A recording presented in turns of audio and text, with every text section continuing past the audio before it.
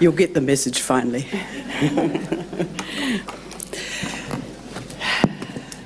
Ms. Thomas. Thank you. The next witness is Dr. Barry Parsonson, and he is seated here with his wife, Jane Mary. Hello, Dr. Parsonson. Thank you for coming, and thank you for supporting your husband. Very brave of you to sit up there in full public glare. Thank you, Ma'am. Before we begin, I'm going to ask you if you'll take the affirmation. Do you solemnly, sincerely and truly declare and affirm that the evidence you'll give before the Commission will be the truth, the whole truth, and nothing but the truth? I do. Thank you very much. Thank you. Dr. Parsonson, can you please tell us your full name?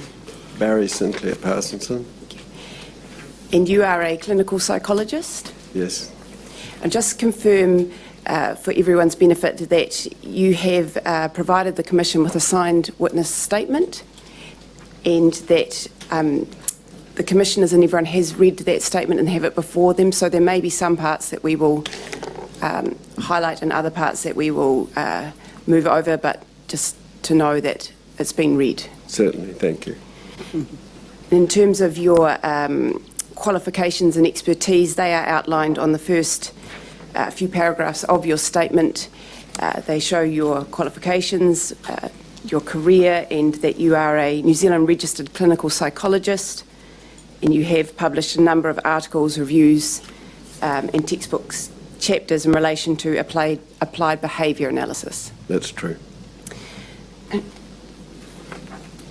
Now, would you be able to please start your evidence by telling us all what aversion therapy is? Well, essentially, the aim of aversion therapy is to provide unpleasant consequences for behaving in a particular way. And in a sense, it was developed in relation to Pavlov's theory of conditioning. And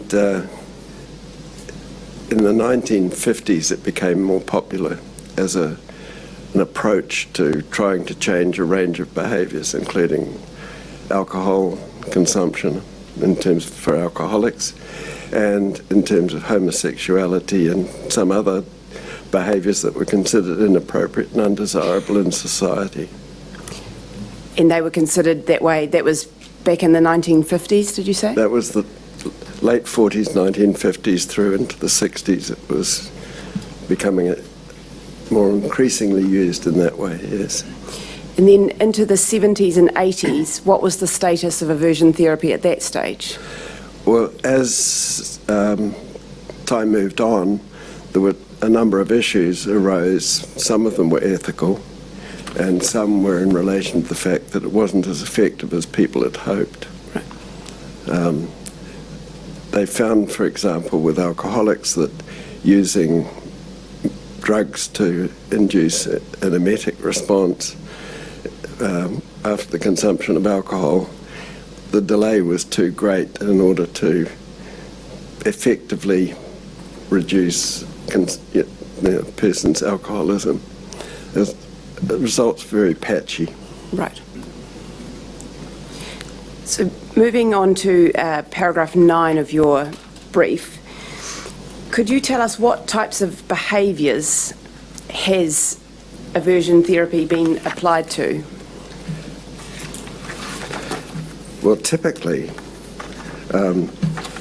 these were behaviours, again, homosexuality, transvestitism, alcoholism, and paedophilia were some of the behaviours that were attempted to be treated using aversion therapy. Those typically, apart from alcoholism, tended to use electric shocks as the treatment. So some aversive stimuli have been electric shocks. What other types of aversive stimuli have been used in this treatment? Chemical aversion, which was primarily the method that was used in relation to alcohol, because they used an emetic drug, disulfiram, and even trying to encourage people to have aversive thoughts was another method. Another chemical method was waving ammonia under the nose, gave it a nasty sort of sensation. Now, in your brief, you have gone through some of those different types of aversive stimuli, but for today's purposes, we will focus primarily on electrical aversion therapy. Sure. Yes. So at paragraph 12 of your brief, you talk about electrical aversion therapy as a mild but painful electric shock to be used. How are they used? How does it work? Well, the idea was that you had the person either behaving or thinking about the behaviour of concern, and at some point when they signalled that they were engaging in that, you gave them the shock. Right. Because the shock had to be really closely related to the behaviour of concern. So, for example, someone with paedophile or homosexual thoughts had to signal that they were thinking about those things, and then they delivered a shock. Right. So that's in a situation where that's set up in a specifically targeted aversion therapy program. Absolutely, right. Yes. And I think in your statement you've used the word by pairing the delivery of the shock. What do you mean by that word? Well, it has to be virtually simultaneous in order to ensure that the person identifies that this shock is being delivered in relation to that specific behaviour. Right. Because if you make it too dissimilar in terms of time, some other event may be going on in their head, or they may think it's being given to them for some other reason, and there's no association developed between the shock and the behaviour of concern. So the shock needs to be given effectively simultaneously with the target behaviour? Absolutely. So in terms of a delay of minutes or hours or days, for example, if someone is behaving badly during the week and then waits for the Friday to be given an electric shock, how does that impact with the effectiveness of aversion therapy? Well, I suspect that what happens is that the person who's given the shocks comes to feel quite antagonistic toward the person who's delivering it. So in fact, you're training them to hate you. And how does it impact on the target behaviour? If someone, for example, has wet the bed and then the next morning or hours later they receive an electric shock and they're told this is for wetting the bed, how does that impact? Well, first of all, electric shocks for wetting the bed is not an effective bedwetting treatment. So it's inappropriate to deliver shocks for that. But also the delay means it's inappropriate, not going to work. So if someone is caught smoking, for example, and then along comes Friday and they're given some electric shock and told this is for you smoking, how does that impact on their behaviour, the target behaviour of smoking? Well, I suspect what they might do is learn to smoke in places where that person isn't present or other people aren't going to see them. Right. So it doesn't actually stop that behaviour happening. Doesn't actually extinguish the smoking behaviour. Right. Thank you.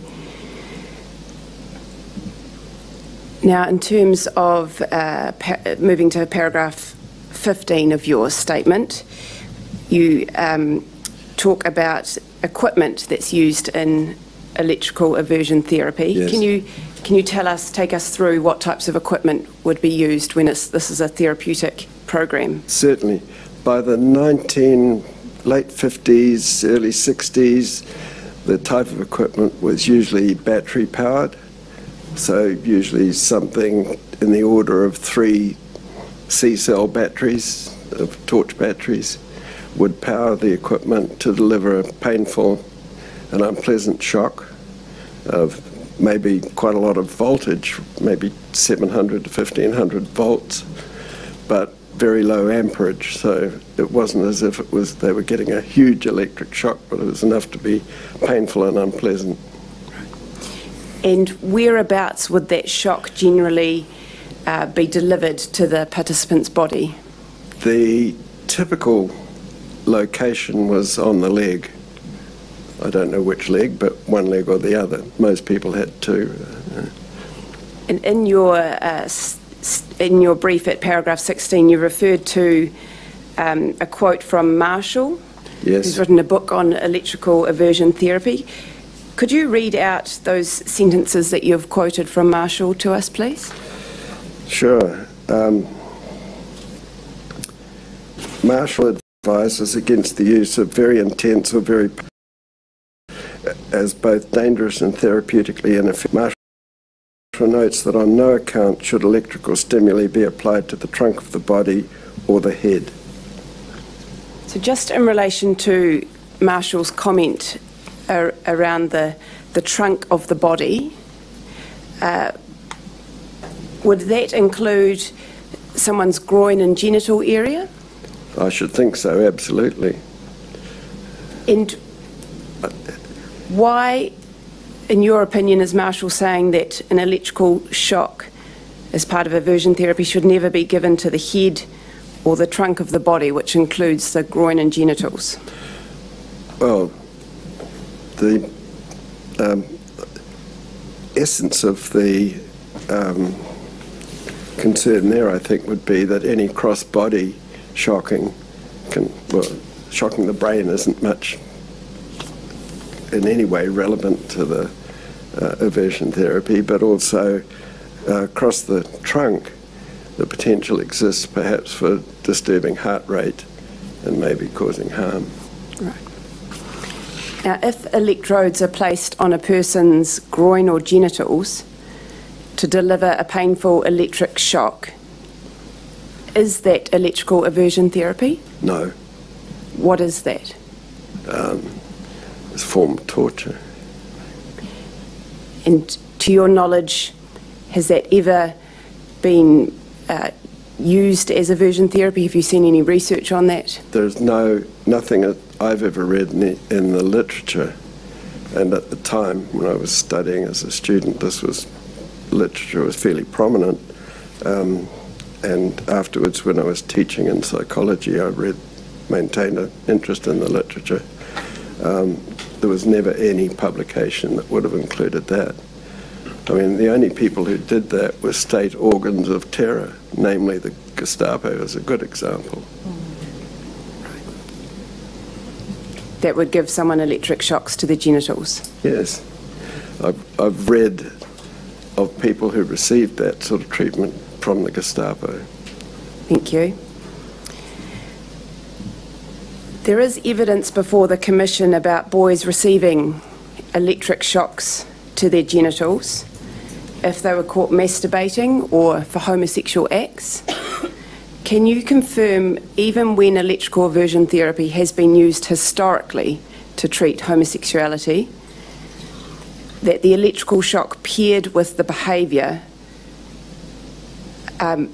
would it have been applied to the person's leg historically? Well, it certainly wouldn't have been applied to their genitals. The most likely location would be the leg, or maybe an arm in some instances. Thank you. If we could turn to paragraph 17 of your brief. Over the next few paragraphs, you outline some criteria that must be met in order to make aversion therapy actually therapy? I think you list 4 key criteria. Can you take us through those? Certainly.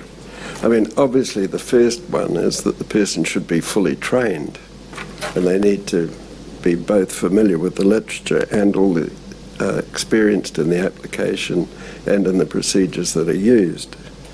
So that's a necessary and first criterion.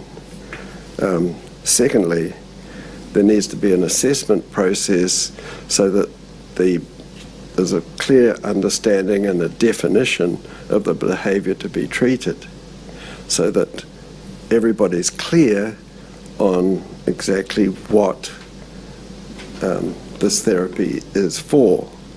And would that be discussed with the patient in advance? Normally it would require both discussion with the patient and also direct observation, where appropriate, of the behaviour of concern. Right. So that you actually understand what we call the topography of the behaviour. So what does this behaviour look like, so that we know what it is we're treating. Doctor, can I just ask a question? Sorry, I'm just intervening. When you say that there must be discussions with the patient and direct observation, is that direct observation by the person administering the treatment, or could that person rely on third-hand or second-hand accounts of the behaviour? Ideally, it would be the person who's planning the treatment, because they need to understand exactly what it is they're treating. Yes. If necessary, under other circumstances, someone who was trained in observing behaviour could, in fact, observe it and describe it appropriately, but they'd need to be trained in how to do that. And I take it that those observations would have to be carefully documented in a rigorous way. That was my next point. I think there need to be a description, records of the observations, and then there need to be, during the treatment process, data maintained on how effective it is. Because at the end of the day, if it's not effective, you stop doing it. Yes. Thank you. Thank you, Dr. Parsonson. So just to clarify, the 4 key criteria was that there must be a trained therapist, there must be a determination as to whether treatment is justified, and that to be observed and discussed. And consent. And then the third one is this consent. Yes. Can you tell us about that? Well, the standard procedure is to ensure that the person has given informed consent, that is, the treatment has been explained to them, any risks or hazards have been explained to them, and the potential benefits they understand, so that in fact they're giving consent to treatment that they believe will be appropriate to their own needs. And then the fourth is the consideration you've discussed with the chair, that there needs to be a records made and monitoring in terms of checking whether this is working. Absolutely. I mean, the essence of under which aversion therapy was developed in the 1950s was that this was a scientific intervention, and so that it was essential to have data to demonstrate that in fact the treatment was efficacious. Just moving on to that is the next point in your brief at paragraphs 22. In particular, focus on electrical aversion therapy here. Does it work? Is it effective? Well, it was really being mainly tried on, people with sexual deviations, as they were thought of in those days, and also people with very challenging behaviour.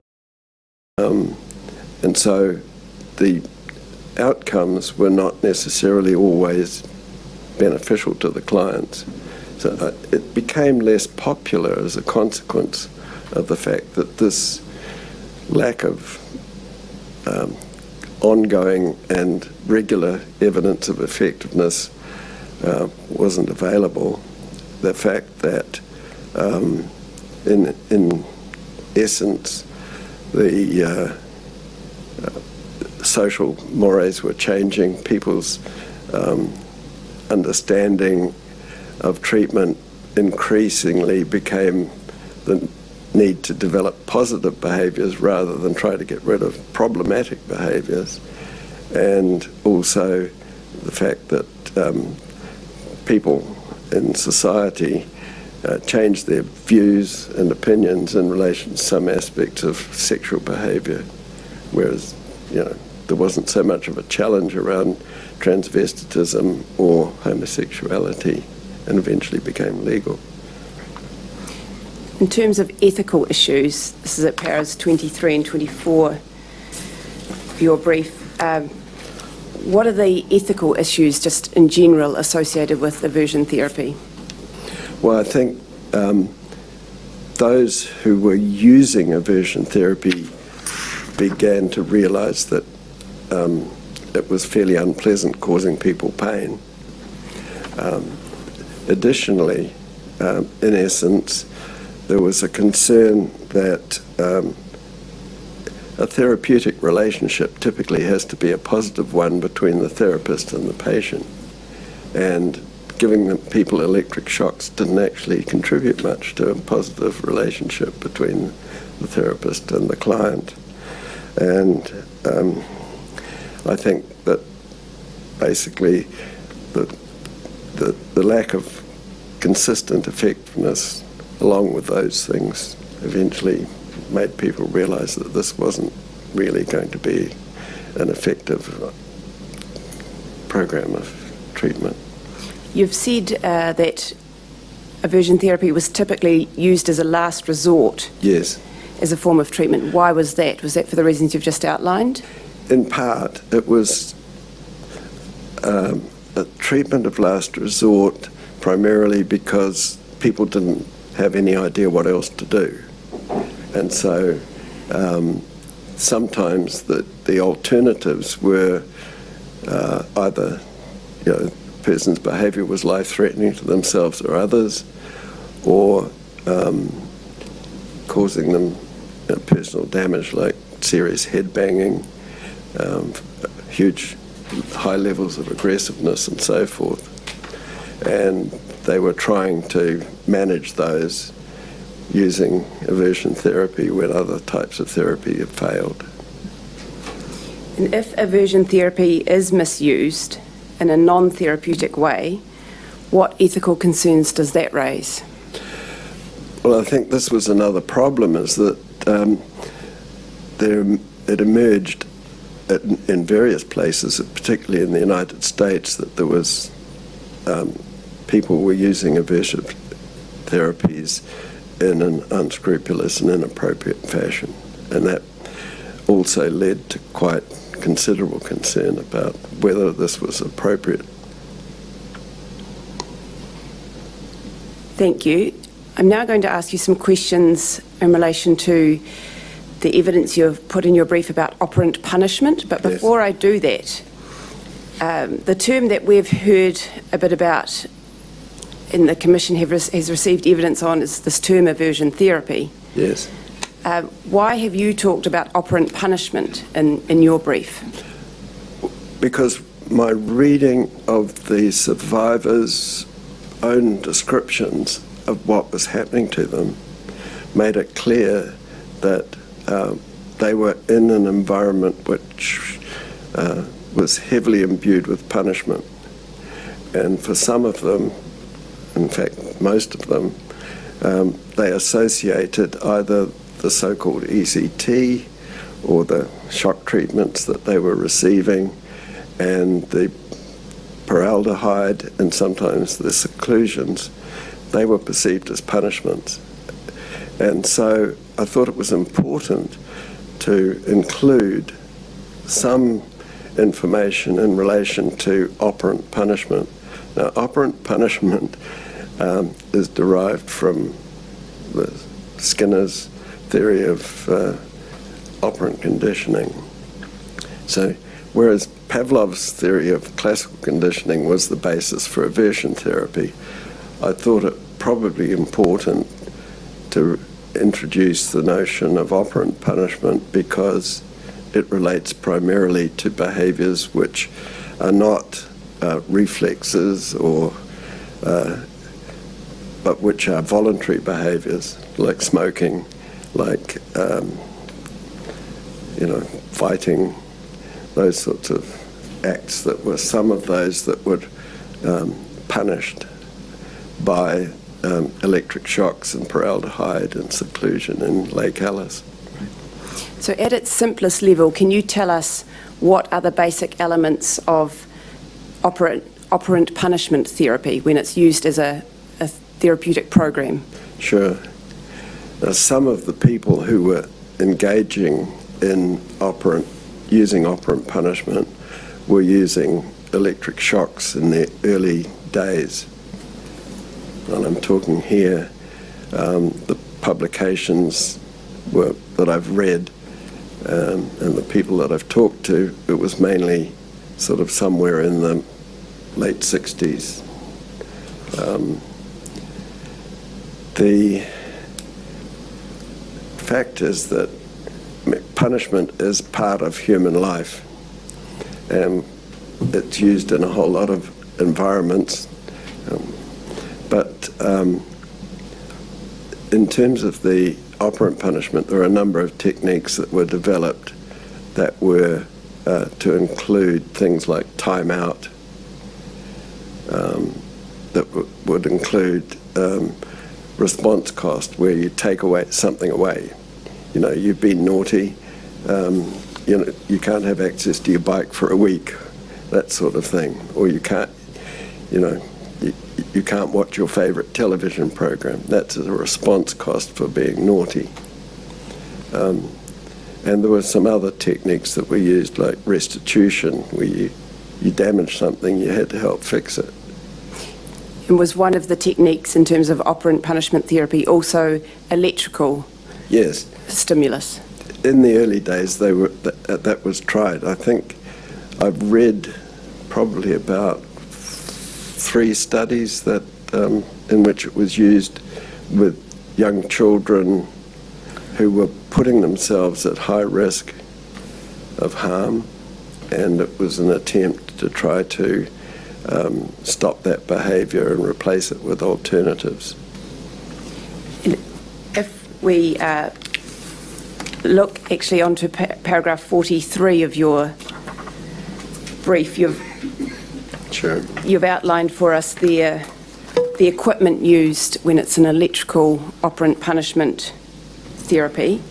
Yes.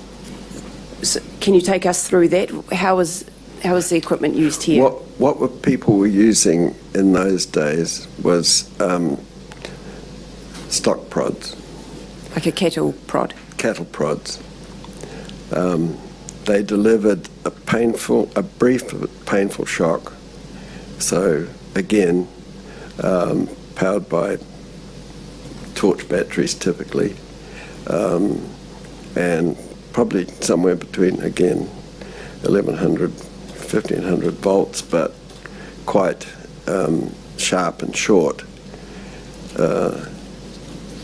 And those using them at the time described it as like a painful sting.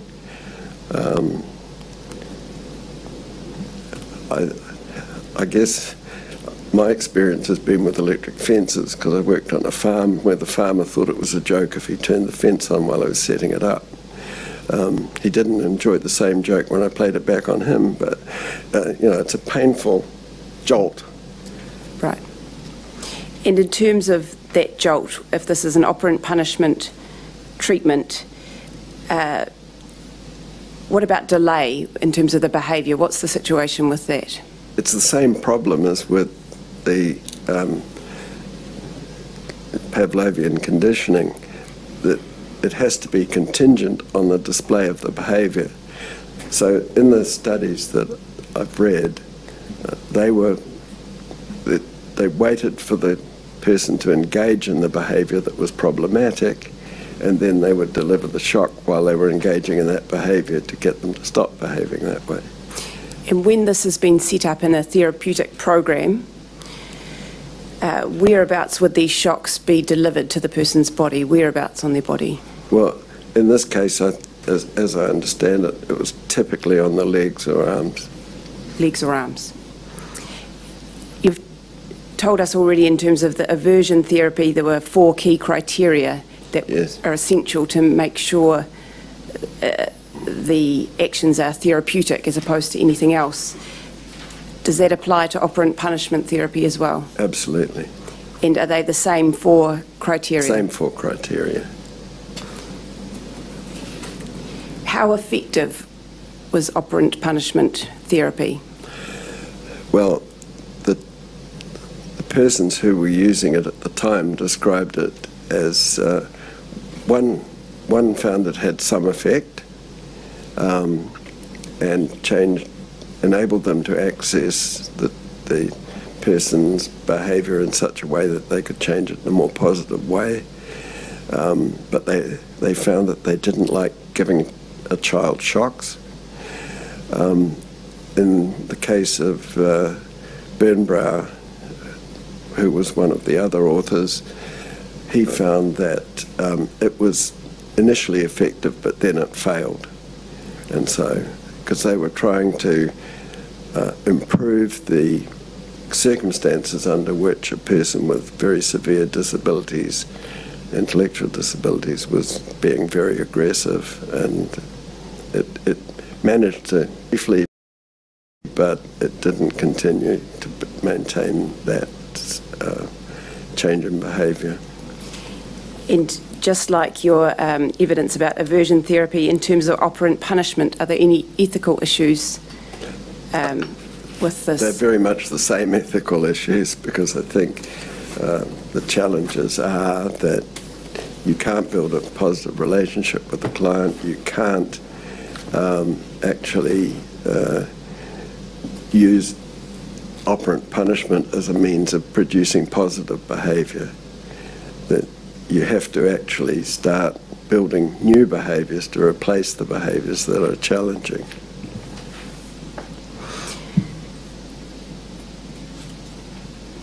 I'm now going to turn to the part of your brief which is at paragraph 49 in terms of electroconvulsive therapy. Now, just from the outset, you've noted there that you are not a psychiatrist and you are not an expert in electroconvulsive therapy, but you have, you were asked to, and you have made some comments on ECT in this brief to contrast the methods of ECT in comparison to aversion therapy and operant punishment. That's true, yes. So just moving to paragraph 51, what was electroconvulsive therapy primarily used for in the 60s and 70s? Well, I was training in a psychiatric hospital in the 1960s as a clinical psychologist, and I was supervising students in the 1970s and working in psychiatric hospital. And essentially, the primary use for ECT was persons with depression. And I suspect, from only hearing from other people, that it's sometimes given to people who had some form of psychotic disorders as well.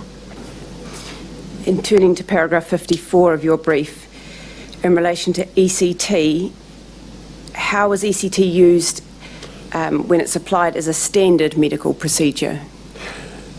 I didn't actually personally observe this, but I've spoken to former psychiatric nurses in relation to what they would consider to be appropriate ECT procedure, and essentially the person was they had to sign a consent form to receive the treatment. They had explained to them what the treatment was about, and they also, prior to the application of the electrodes, they would receive a muscle relaxant injection and an anaesthetic, and be on oxygen for recovery. That sometimes the electrodes were put on both temples, and sometimes they were unilateral by putting it on the forehead on one side.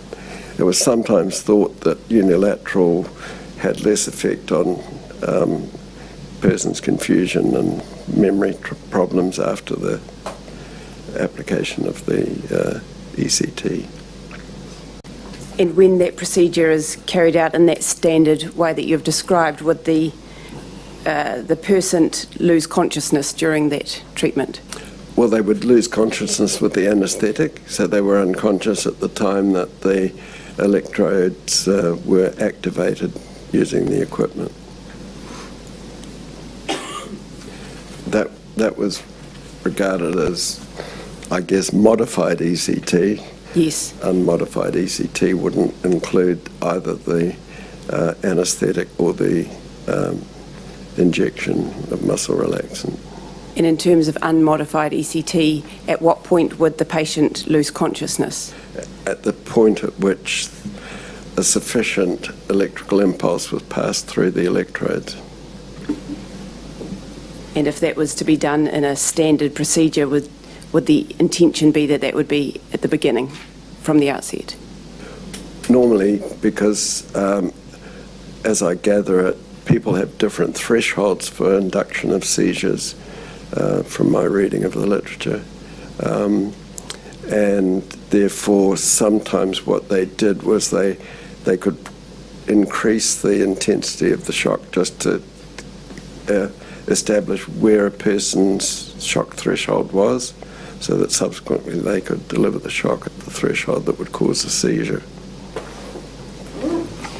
I'm now going to move on to the next part of your brief. You have given us more evidence here in relation to ECT, but we'll just, in terms of time constraints, we'll move on to the next section, which is you were asked to review some medical notes and some statements from complainants who had been in the Lake Alice Child and Adolescent Unit. That's correct. There were 11 of them. And in the documents that you reviewed and the medical notes, what treatments were recorded in the notes and reported in the statements? And you've listed those in paragraph 61A. Yes, they were sort of, I suppose, termed ectonus discussions. They were, referral to Dr. Leeks for ectonus discussions, for ectonus therapy, or for special therapy, ECT ectonus discussions. It was sort of rather, I suppose, hiding the fact that these people were being given electric shocks for one reason or another. And I think you've noted there in your brief that the use of electric shock was identified by Dr. Leeks as aversion therapy. Yes. But then these other subsequent, this terminology was used. Was this, what was it? Was aversion therapy like an umbrella term for these? It may have, aversion therapy may have been what Dr. Leeks thought he was using. He wasn't. And I think they were sort of umbrella terms to sort of hide the fact that these young people were being given shocks. Just on that point, you've talked to us so far about the standard procedure for aversion therapy, the standard procedure for operant punishment, and the standard procedure for ECT. What, if any of those, or particularly aversion therapy and operant punishment, was happening at Lake Alice from the information you have read? Neither of those.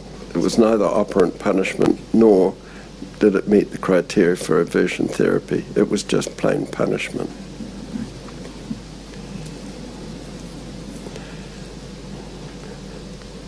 So over the next few pages of your brief, you've gone into some detail around the medical notes that you've reviewed, but I'm going to ask you to turn to paragraph 107. I'd just like to say I found those records of people's experiences very harrowing. Thank you. You're not alone in that, Doctor. Thank you. So from paragraph 107, you've gone through and talked about the target behaviours that were recorded in the medical notes and in the complainant's statements. Yes. Can you take us through those, summarise what the target behaviours for treatment were? Yes. Typically, misdemeanours like swearing, arguing, fighting, not complying with staff instructions, being cheeky or tardy, not eating meals, kicking a ball near the windows. Some reported being punished for leaving the villa, absconding, for bedwetting, and for sexual behaviours such as masturbation and engaging in homosexual acts. So from your review of the records, those types of behaviours would result in what? They would result in so-called ECT, or shocks, or paraldehyde, and sometimes seclusion. When you say so-called ECT, why do you refer to it in that way? Sometimes the equipment was misused. Now, you've referred to punishment by ECT. When there was reference to punishment by ECT, what was that? Well, it was unmodified ECT to the temples, but also shocks delivered to their knees, their thighs, their shoulders, hands or genitals. That doesn't really seem to me to be ECT. It may have been delivered by a machine that was designed for ECT, but it certainly wasn't ECT. And also, just in terms of aversion therapy, receiving shocks to someone's genitals area, is that aversion therapy? No. Right.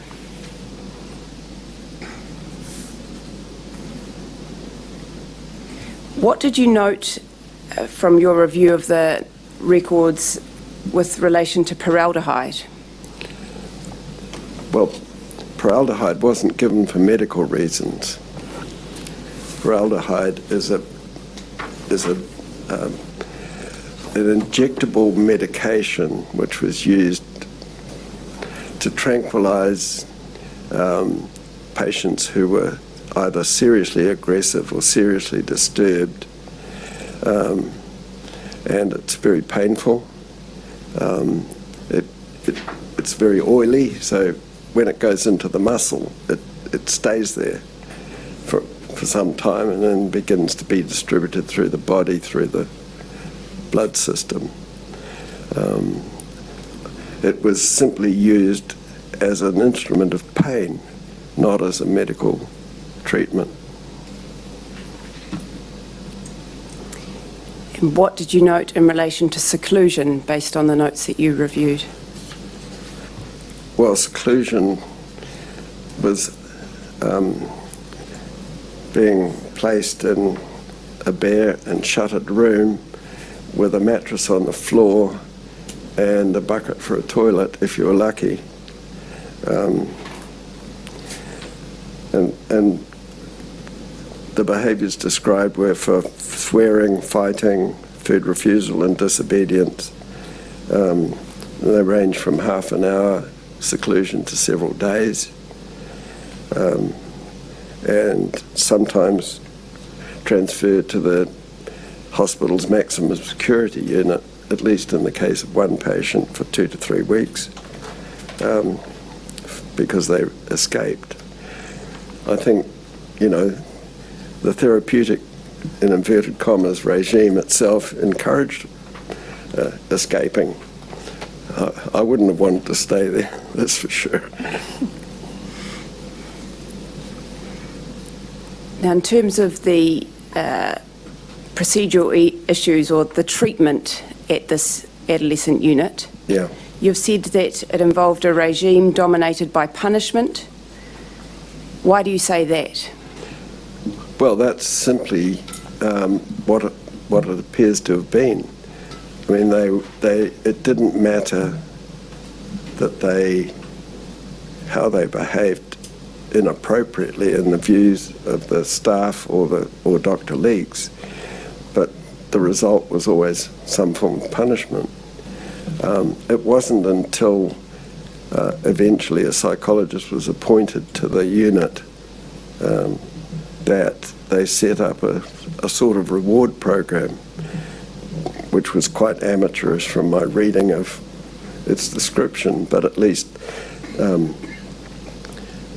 so primarily the whole organisation of the way the staff treated these young people was focused on punishing them for what was considered to be misbehaviour or inappropriate behaviour. And in terms of the 4 key criteria that must be met for something to be therapeutic, so whether it's aversion therapy or operant punishment therapy, was there any evidence in the notes that you read to show that those criteria were met at the Lake Alice Child Adolescent Unit? No. I don't think any proper records were kept. I mean, most of what we saw, or what I was able to see, was from nursing notes. There was no medical notes that I came across. I don't know whether they had somehow passed into the furnace at the hospital or whatever, but there was nothing available that suggested that the word therapeutic should be applied to what was happening. And in terms of ethical issues, we're on paragraph 114 of your brief now. Did you note anything in relation to ethical issues of what was occurring from your reading of the notes? There's no evidence of formal and proper diagnosis and assessment to justify the treatment that was given. There was no planned intervention. There was no evidence of any treatment data having been systematically recorded, analysed or reviewed in order to monitor the efficacy and to demonstrate benefits or harms of this treatment.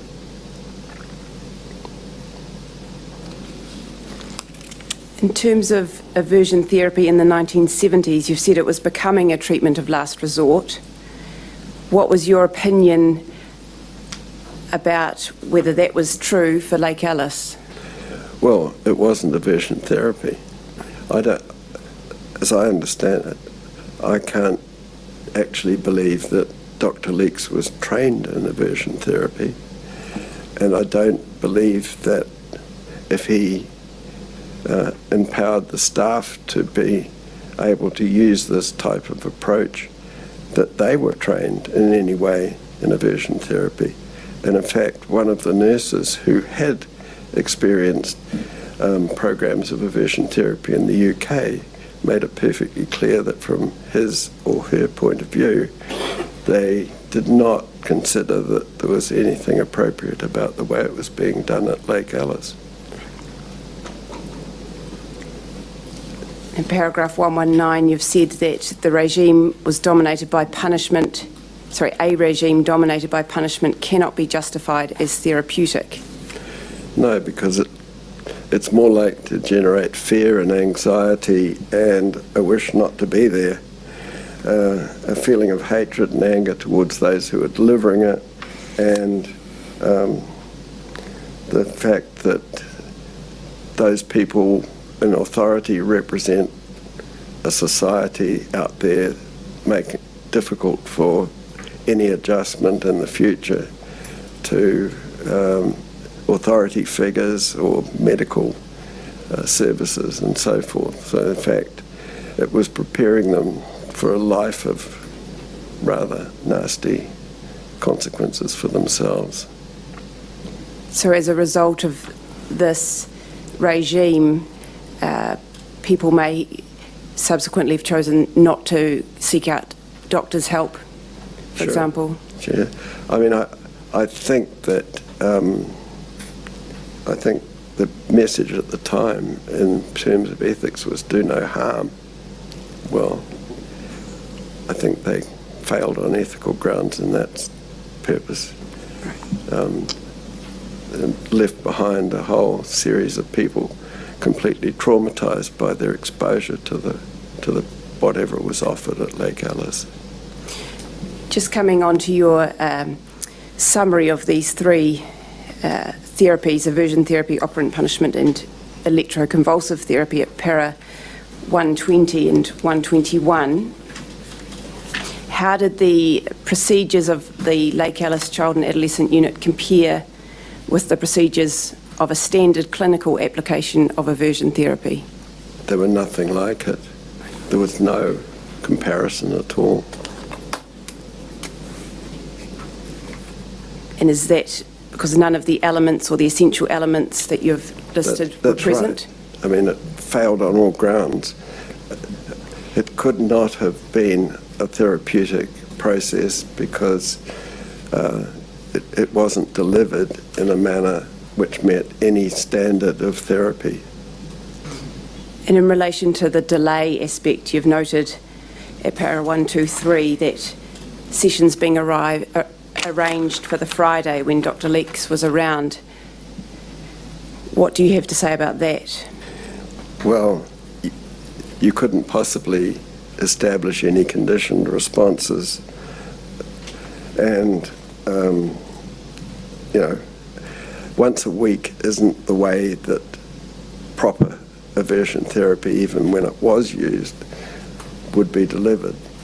I mean, it was done on as a treatment over a period of time, probably on a day-to-day basis rather than once a week. You can't have somebody anticipating, you know, unpleasant pain and so forth on a weekly basis as a therapeutic model. So if it wasn't therapeutic, what was it? Well, I think it's torture. I can't think of any other word to describe it. I mean, Dr. Leeks was an employee of the state, so in fact it probably matches the definition of torture from the United Nations. And in terms of your paragraph 125, that's where you've mentioned, in your opinion, this was closer to torture? Yes. Than any non-ethical form of therapy? That's right. Now, just before we go on to your summaries in relation to operant punishment and ECT, I'd just like to bring up a document, please, which is NZP 0000308.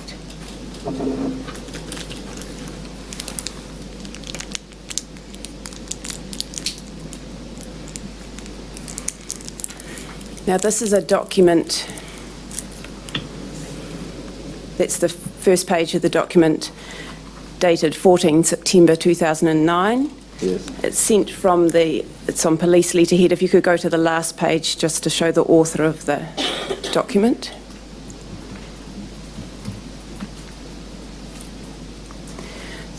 So this is a document written by Detective Superintendent Malcolm Burgess. Mm-hmm. If you could go back, please, to the paragraph I'd like to bring up.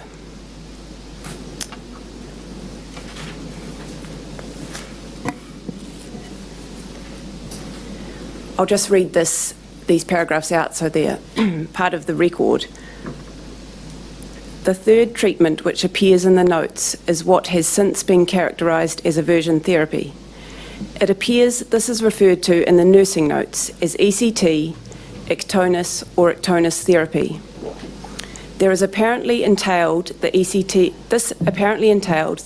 machine being used on a different setting to the setting that would be used to deliver ECT. It involved the patient receiving an electric shock at a lower level of electric current of modifying behaviour. The location in which the electric shock was delivered during these treatments was apparently determined by the sort of behaviour that led to the application of the electrodes in the first instance. For example, boys who ran away might expect to have the electrodes applied to their legs.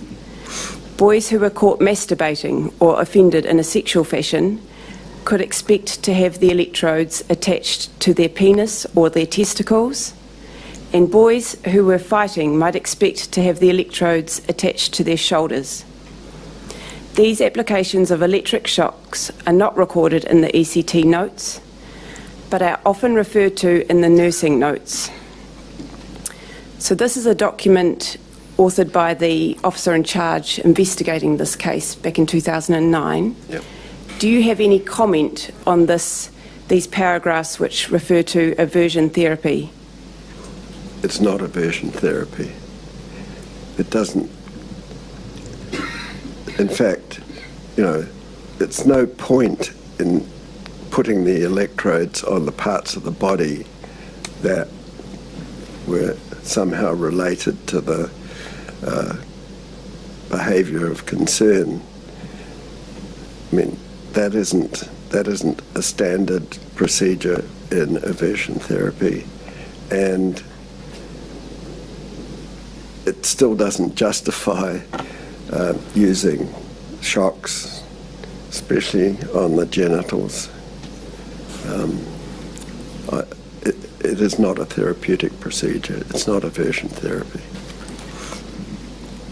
And I'd now ask to bring up the next document, please, which is ending in 19. Thank you. Now, that document we've just seen was then provided to some legal advisors to provide an opinion for the police in terms of whether or not to continue with the prosecution. So the document we're looking at here is dated 14 December 2009, but if you could go to the final page of the document, please.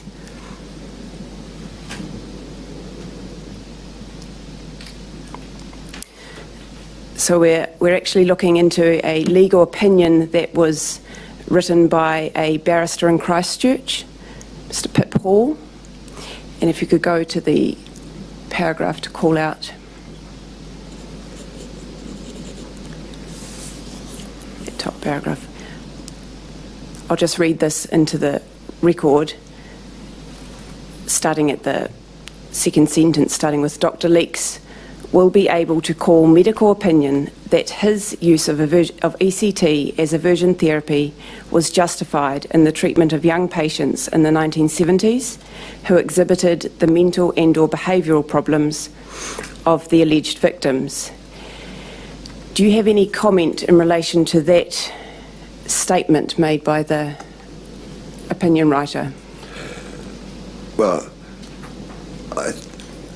it concerns me that, in fact, only medical opinions were being sought, because most medical people, including some psychiatrists, but not all, were not actually well informed about the nature of aversion therapy.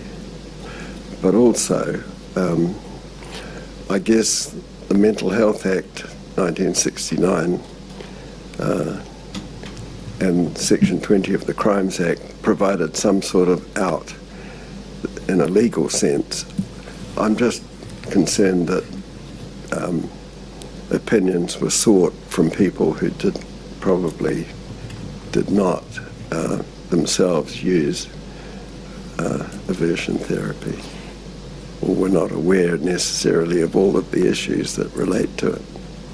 So reading this sentence, the one I read out, and the paragraphs on the previous document, is there anything in those statements that would satisfy you that an aversion therapy expert had provided any advice? Well, someone may have provided advice, but I'm not sure how. I'm not informed enough about the sections of the relevant acts to know how you could legally justify or claim immunity in relation to those. There must have been some out that was seen to be possible. I'm asking more in relation to, for example, the previous document, which referred to if someone is caught masturbating, therefore put the electrodes... That couldn't be justified. I'm sure I can't understand how anyone who knew anything about aversion therapy could feel that that could be justified.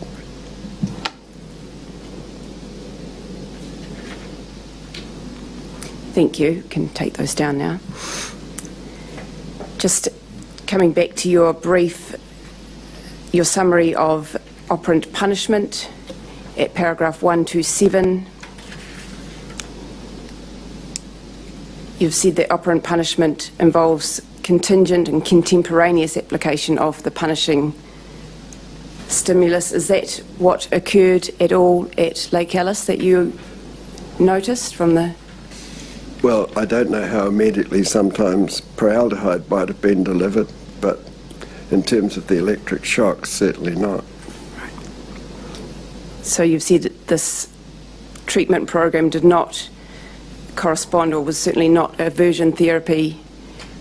It didn't reduce or eliminate the behaviours of concern because they had to keep doing punishment for it. So if it keeps happening, it's not being effective as a treatment. And what you'd read from the notes, would that meet any of the criteria or the necessary criteria of an operant punishment? No. Therapy? It would not. In terms of ECT, were the procedures at Lake Alice consistent with standard ECT procedures? And this is at para 135 of your brief. Well, from my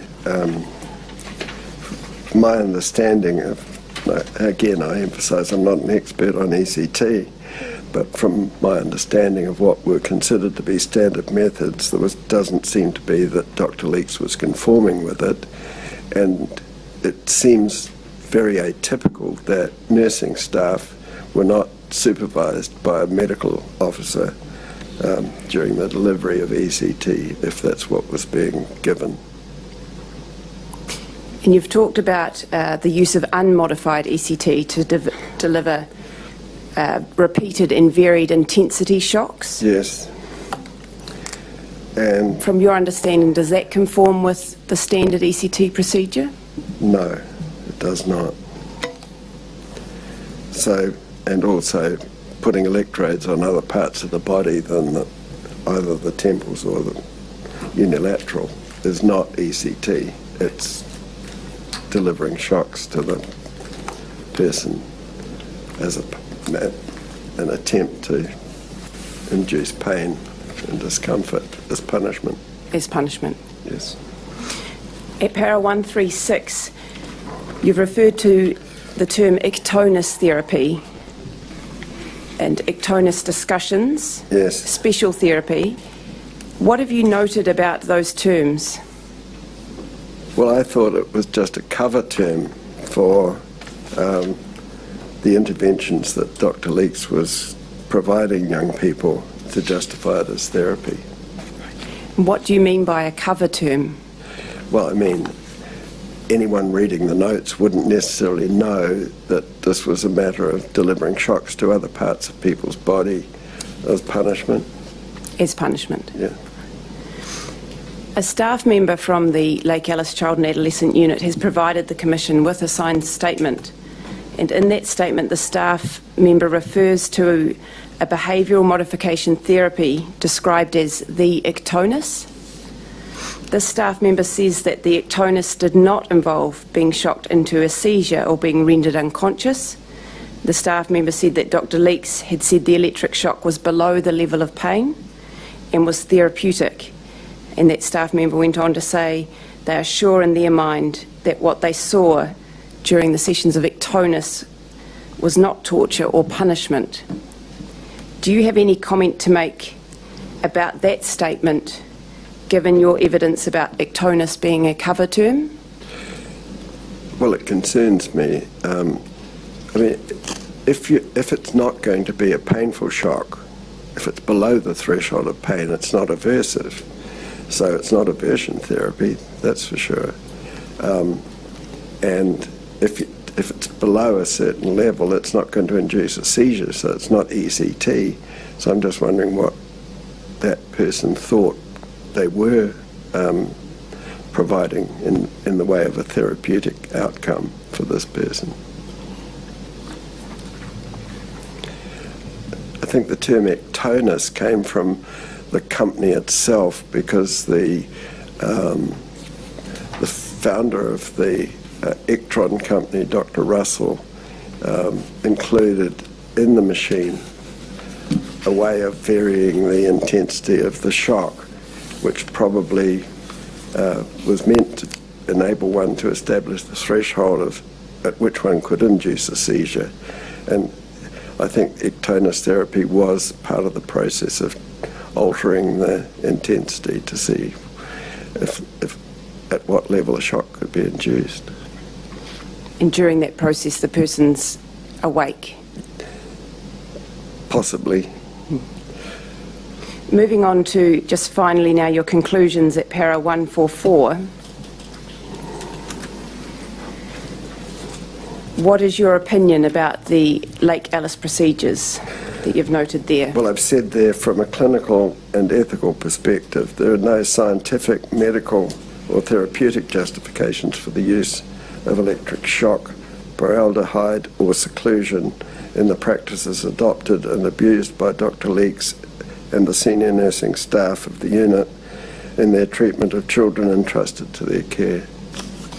Have you made that statement from today's perspective, or is it also reflective of the medical treatment standards of the 70s? It should be considered in relation to the 70s as well, because the Hippocratic Oath requires people not to do harm, and harm was being done. And if you could go on to read your conclusions at para 145 for us. At the very least, the actions of Dr. Leeks and the unit staff was an abuse of power and medical authority, an unjustified assault on the human dignity and rights of the young persons, and an inhumane regime of maltreatment that induced fear, anxiety and terror, as well as causing lasting emotional and physical harm to those forced to suffer the ordeal of Lake Alice Hospital at that time.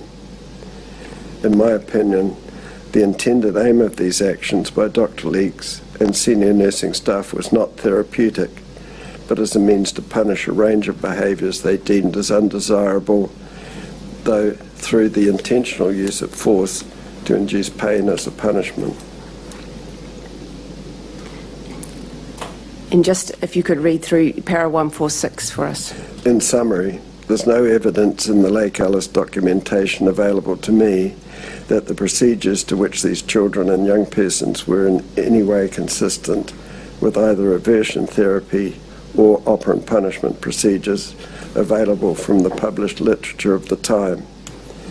One way to describe what was done to these young persons in the name of treatment is that it was cruel and unusual punishment applied in ways that fit the UNCAT definition of torture set out below. Thank you.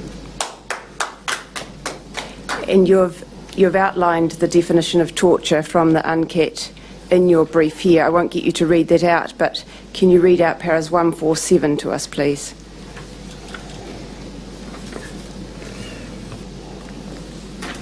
In my opinion, one issue for deliberation is where on the scale from maltreatment to torture does this unjustified exposure to institutional violence reside?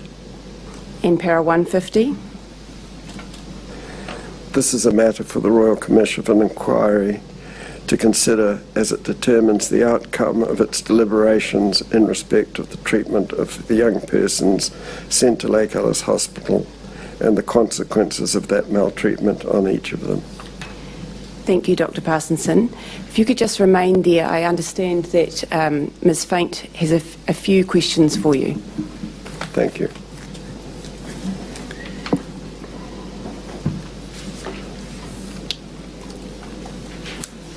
Thank you, Ms. Faint.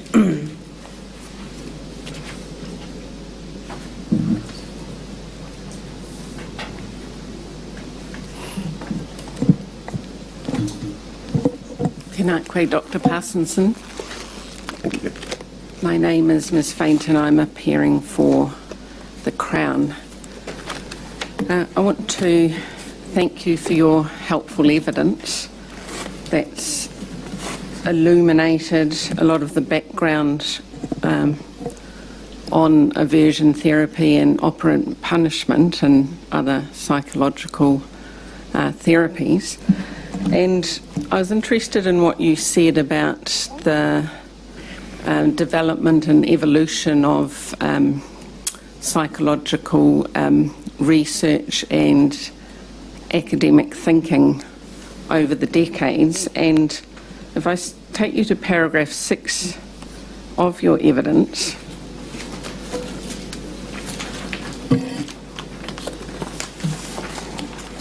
this is where you're giving some of the background into the development of aversion therapy, and you say it was first developed in the late 1920s, and then you go on to say there was a resurgence which peaked between 1950 and 1970, and then you say by the 1980s aversion therapy had become controversial on ethical and humanitarian grounds. And you've already explained a bit about why that happened in answers to questions from my friend, but I wanted to ask you about how that happened. Is it a cumulative process of knowledge being developed by the academics and research scientists? I think what began to happen was that, you're correct, it was a cumulative process of realisation that the consequences of aversion therapy weren't as therapeutic as had been hoped in the initial rush to actually try to introduce a new and scientific approach to treatment, and that there was an increasing level of ethical concern both within the profession and in the community in relation to using painful shocks as a way of treating people, and the consequences for the therapist and the patient weren't always the sort of outcome that anyone would have wanted. So I'm interested that both in your evidence and in what you've said today, you quite often pair the ethical concerns with developing social norms. Do the two go hand in hand? Do changing social and community attitudes drive changes in understanding about what's ethical over time? I think there's two things. One is that the therapists themselves found that being a person who's delivering unpleasant and painful stimuli doesn't endear one to the clients or make one feel good necessarily about oneself. But yes, I think then once the community began to get information on what sort of treatments were involved, there became a sort of wider discussion that led to changes in ethical standards and concerns. So certainly most ethical standards at the time in the 1970s mentioned not doing harm. They didn't necessarily ban at that time aversion therapy, but they did say do no harm, which meant you had a responsibility to demonstrate that you weren't doing harm. Yeah, well, I guess that's why I asked, because looking at it through today's eyes, the idea of giving electric shocks to anyone as a means of modifying their behaviour appears abhorrent. I think everyone in this room would agree that, but it wasn't necessarily regarded as unethical until it seems the thinking coalesced by the 1980s. Would that be accurate? It certainly became much less evident in the 1980s. But I think really the question I've got is that Dr. Leeks didn't use aversion therapy. Mm-hmm. Dr. Leeks, it doesn't match any of the criteria that one would consider appropriate for either aversion therapy or operant punishment. So we can't be talking about whether, aversion therapy was becoming less talked about or was okay at the time, we have to think if he was doing aversion therapy, it should have met at least basic criteria for being aversion therapy, which it never did. And your evidence is that the methods he applied did not equate to the understanding of what aversion therapy was? Absolutely. Right. And at no point did I see in any of the medical evidence any concern expressed about whether or not he had ever had any training in it.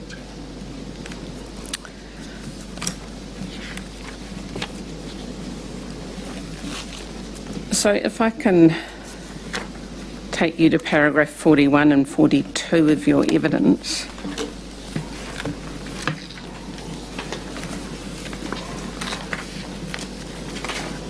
This was, these paragraphs weren't referred to by you earlier. Could I ask you to take us through what you say there, please? In 41, I say emergence and efficacy of alternative operant reinforcement and punishment procedures, along with ethical and societal changes, effectively led to the termination of the use of electric shock as a means of punishing behaviours of concern in published applied behaviour analysis research and treatment programs by 1972.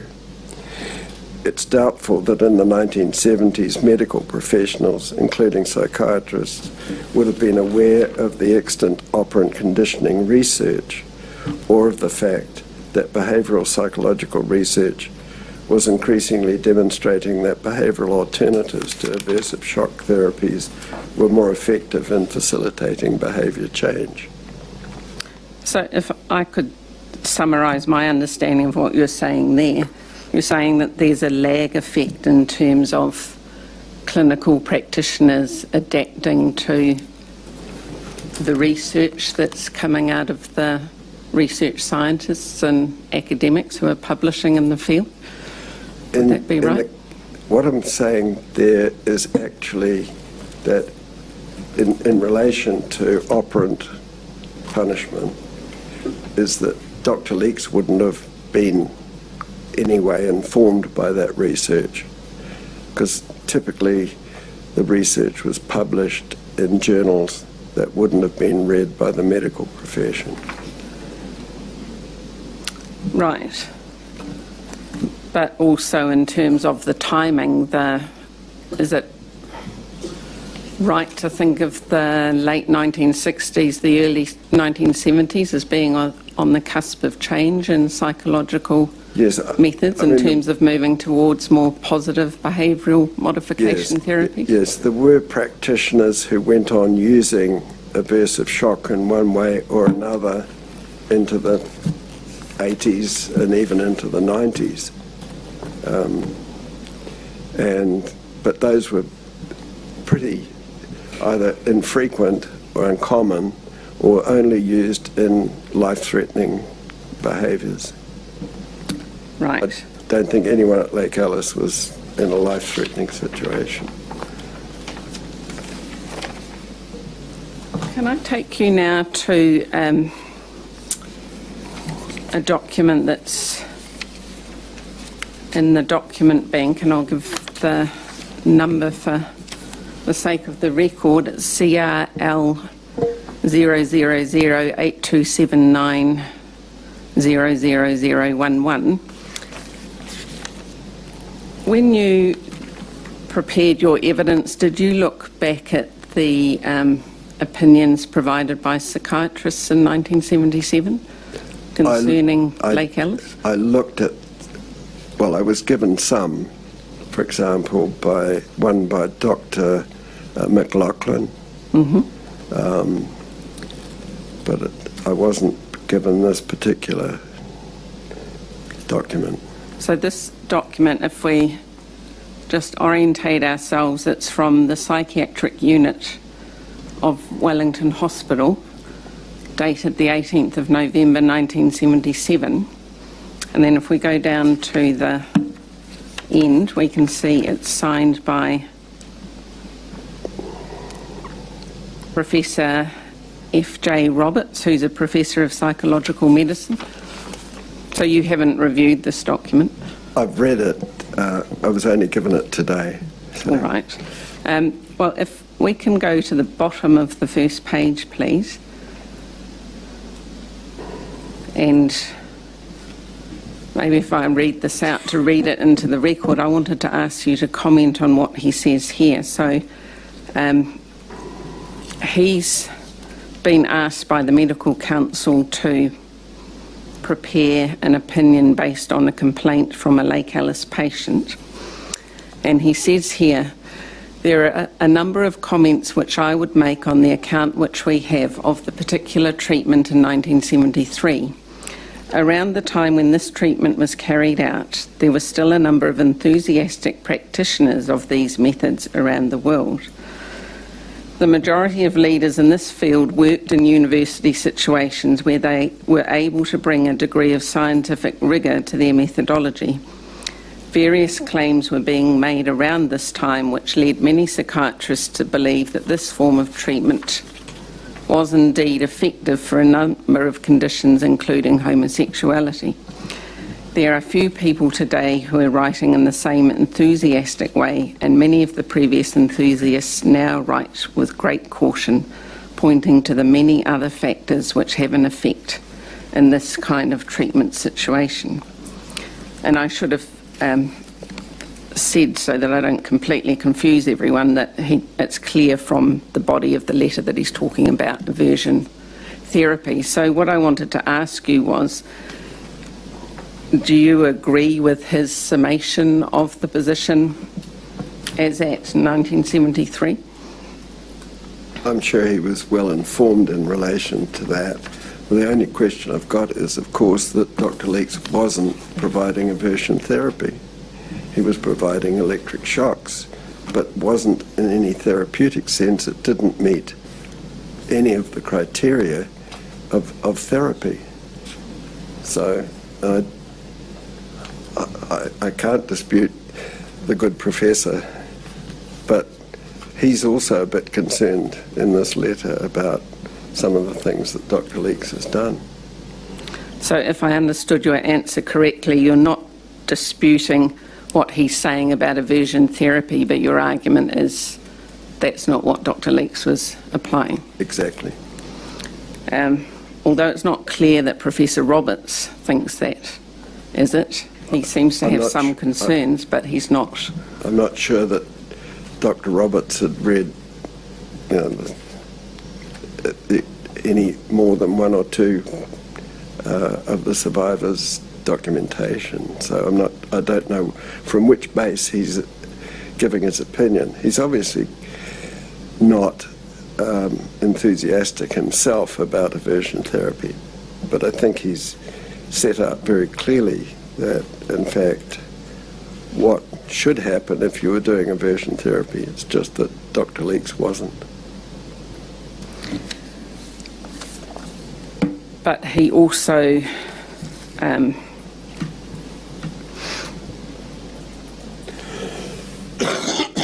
well, let's just step through this. If we go to the next paragraph,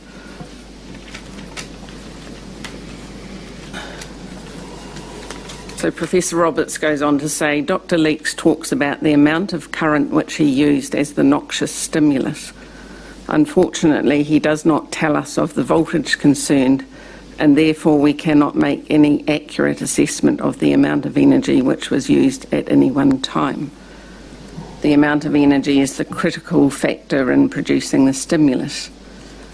And that's correct, isn't it, that we actually don't know what current Dr. Leeks was using in his treatment? Well, he has, and Dr. Leeks in various places has said it's between, 120 and 170 volts, but not in some of the other documentation when he's made statements. But I don't know what the amperage would be, so again, it's the intensity of the shock that is important. But Dr. Leeks typically says that it's below the threshold of pain. That's not consistent with what the survivors say. Did you review Dr. Leeks' statements in preparing your evidence? Yes. So were you aware that in his letter to the Medical Council he identified this aversive stimulus of between 5 and 10 milliamps? Milliamps, I'm not sure. Yeah, that's the amperage, yeah. So if he's telling the truth about that, and I accept that's a big if, would that be an appropriate stimulus? It's probably consistent with what the equipment would deliver, because you're not really trying to give people powerful. It's not like sticking your fingers into the, into a light fitting without the bulb there and turning the switch on. So the amperages are managed in order to not deliver huge electric shocks, but the intention is that, while the voltages are high, they're painful and unpleasant, but it's not life-threatening. So is it your understanding that between 5 and 10 milliamps is consistent with the research? Probably reasonably consistent with what others were using, yeah. All right, thank you. So then my next question was, if we go down 2 paragraphs.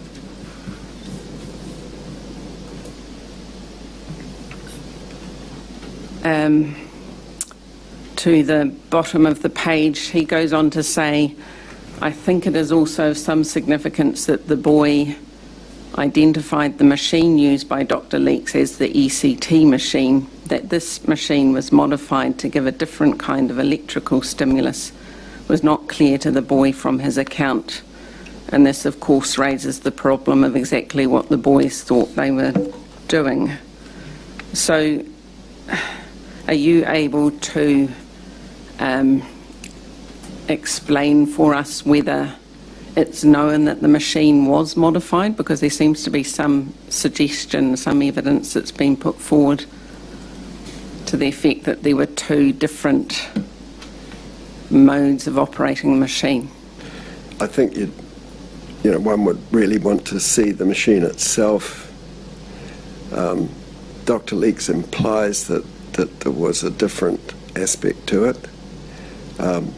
The boys described turning the voltages up and down, so that was part of the ectonus type treatment component, but I don't know what other variations there may have been in the equipment, so I'm not really a competent person to answer that.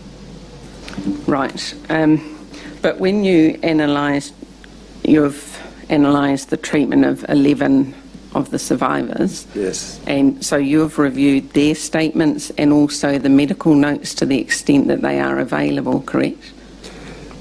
I've had mainly nursing notes, very little in terms of medical notes, yes. And that's because many of them are missing? Exactly, yes. And the medical notes that were available, how, they were, the ones I've seen are very sparse. There's no information on the way the treatment's administered, correct? No, and one worries, sparse notes suggest not much wants to be disclosed. Yes, because there's no information on what current was used in the notes, is there? Exactly, yeah. And in fact, it's not even really possible to tell, is it, whether ECT was being administered or so-called ectonus or aversion therapy, because the notes don't appear to distinguish terribly well between those things. Exactly.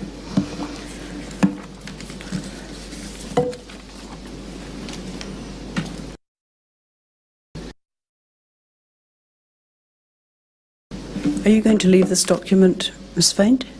I have left the document. Oh, you've left it, but it's still here. So before it runs away, before it's gone, might I ask the doctor Yes, a of question? course. And I'm going to have trouble finding this, but if we can take that up. Yes. In the centre of that page, I wonder if you could call up the paragraph that says it should be clear.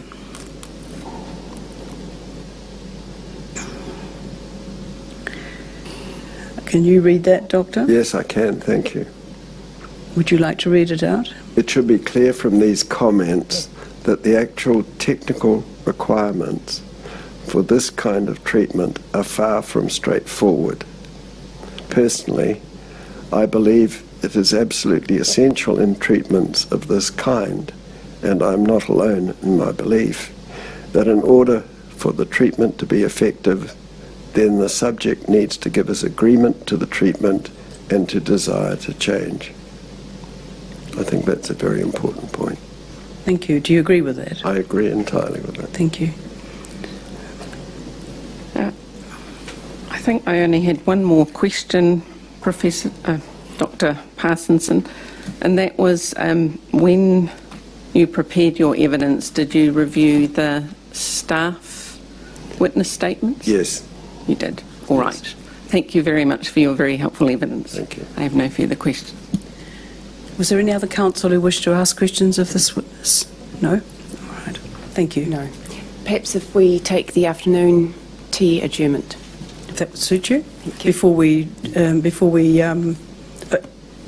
excuse this witness? Yes, or- sorry, yes. we're finished with this witness now. We're finished with this We witness. are. There may be some questions from the commissioners. All right. Paul, would you have any questions? There's just a few questions from the Certainly. commissioners, if you don't mind. Sure. Thank you, Dr. Parsonson. It's been intriguing to listen. Looking at the international context, from your reading, you've described what's happened as torture. You've made comparisons with Gestapo. Are you aware of any other health or therapeutic environments where this kind of punishment regime has happened, and has there been a defence of therapy of different kinds? As I understand it, there was an institution in Alabama, a youth institution, which was mainly for youth who had been involved in criminal offending. And this is probably again in the 1970s, where the maltreatment was not too dissimilar in terms of the way that shocks were used. And there was an inquiry into that, and I understand great concerns were expressed, and the institution was closed down. But I don't have a clear... I spoke to a colleague in the United States who had some familiarity with the events, but I don't have a clear personal understanding.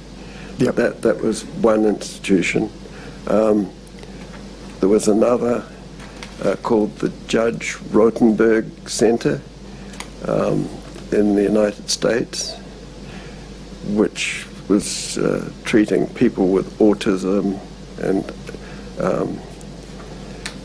they were using electric shocks in the up until into the 1990s, mainly in an attempt to change behaviours like fighting or aggressiveness and so forth.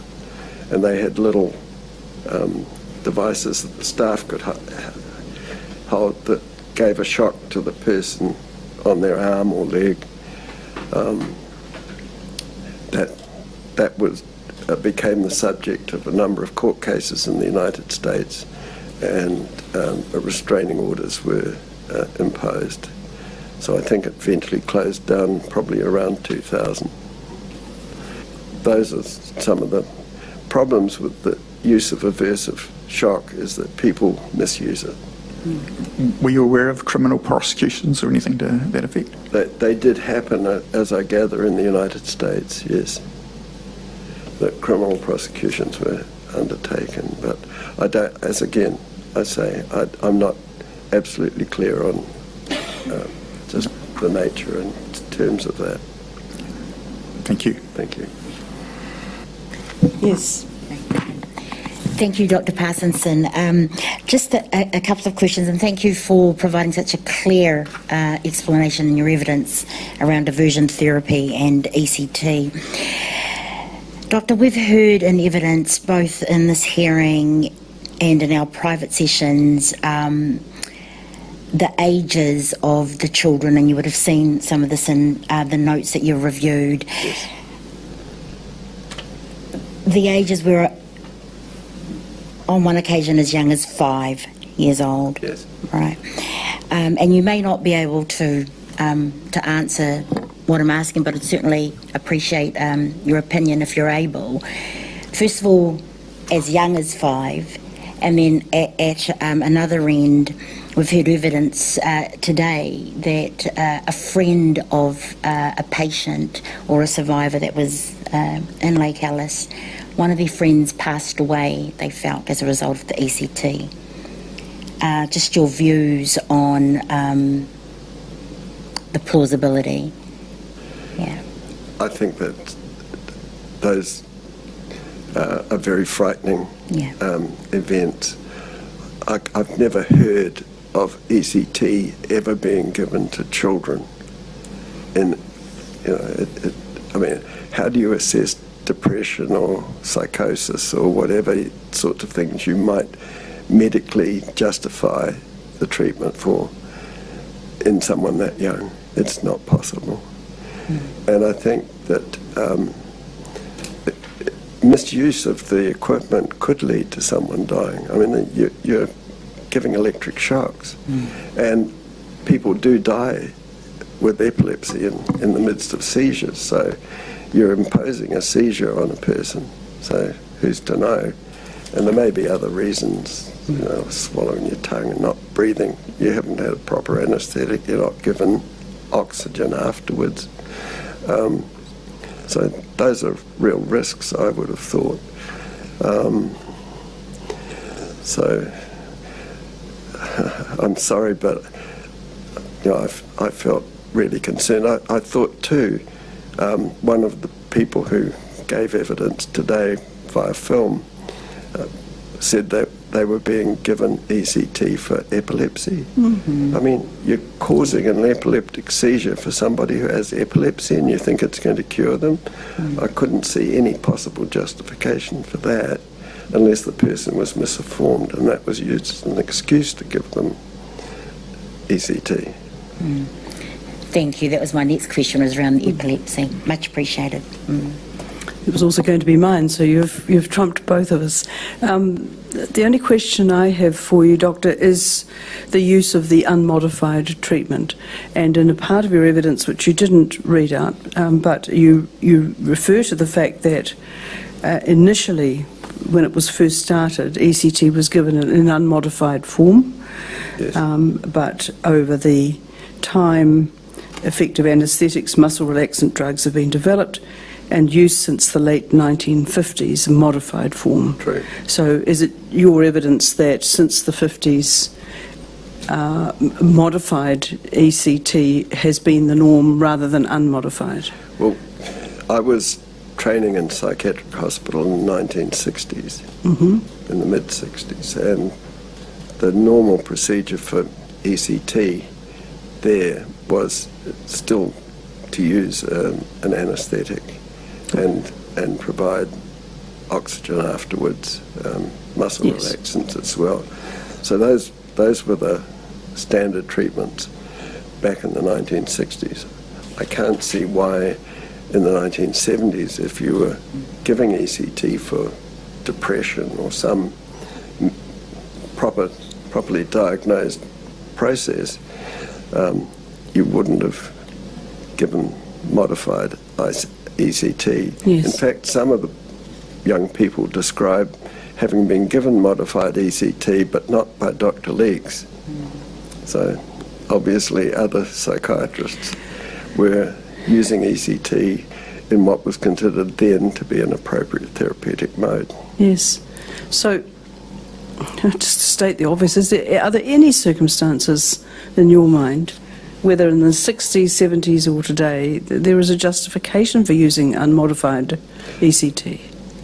I can't honestly answer that question because I'm not an expert on ECT, and I don't want to pretend to be. So All right. I would be cautious. You'd be in cautious responding. about that.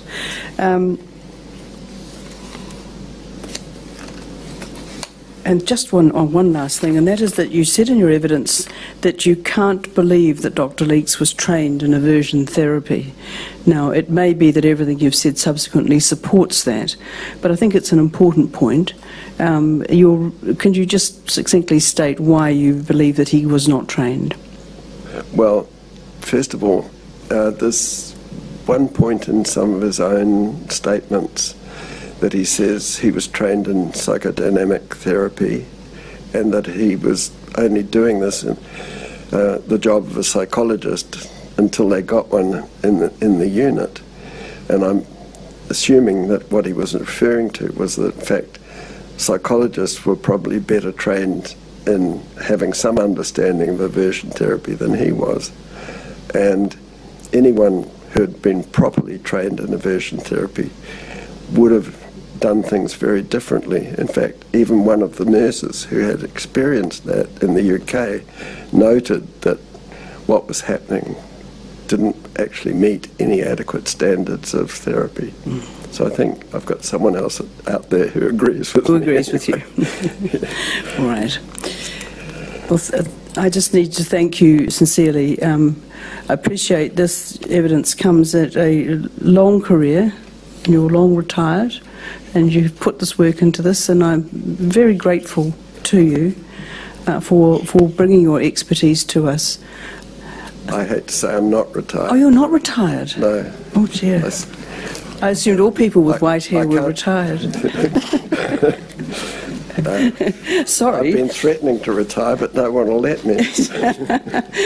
Well, what I want to say is that this evidence, and you will have noted from the applause, has given some comfort and validation to the witnesses.